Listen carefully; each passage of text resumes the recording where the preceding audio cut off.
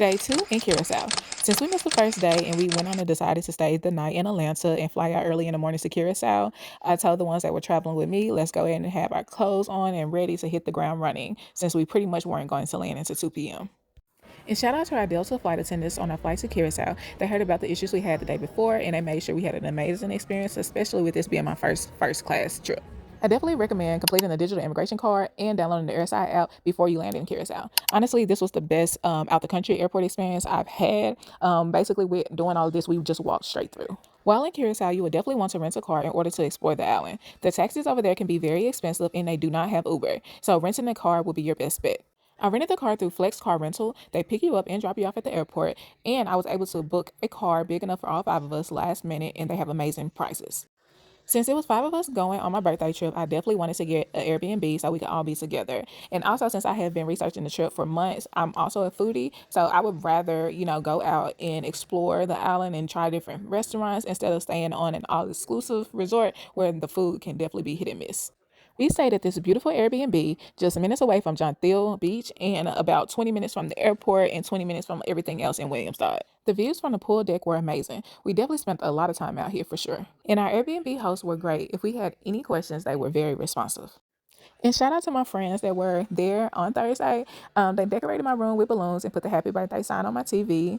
They also got me a rum cake and got me some Curacao rum because they definitely know I love rum. So they did make me feel better when I got there after missing the day before.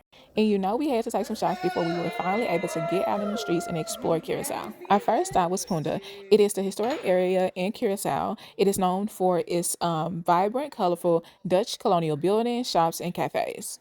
One of the main things I wanted to stop by was the Punda Love Hearts. Originally, it was two hearts there where you could come and lock your own locks on it. However, I think shortly before we came on the trip, it ended up collapsing because it had so many locks on it. So now it is just a square fence.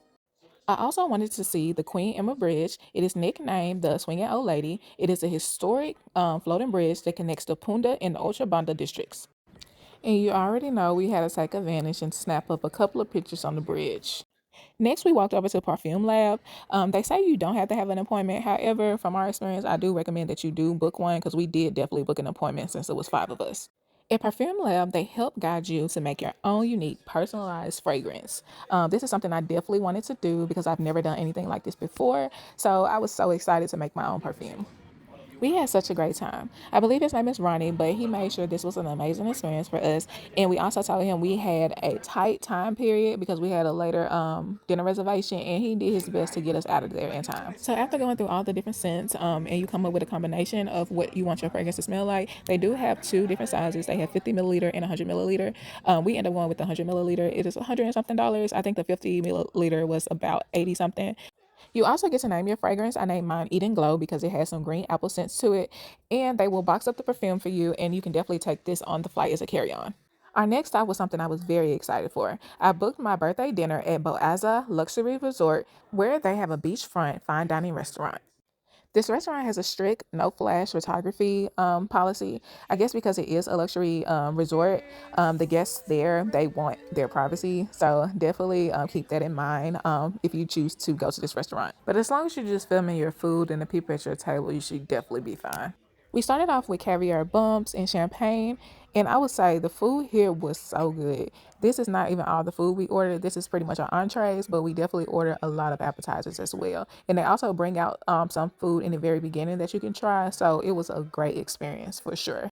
Because, like I said earlier, I'm definitely a foodie. So if you travel with me, I'm going to research some of the best restaurants in that place so we can definitely eat some good food. We ended up ending the night at Santorini. Originally, I had planned that we would go to San Tropez Beach Club on Friday night because they do parties there. However, my friends that were there on Thursday, they met some locals and they recommended us to go to Santorini because I guess they do ladies' nights on Friday. However, it was really nobody there. So we just ended up taking shots and smoking hookah on their balcony. And that's how we ended day 2 in Curacao.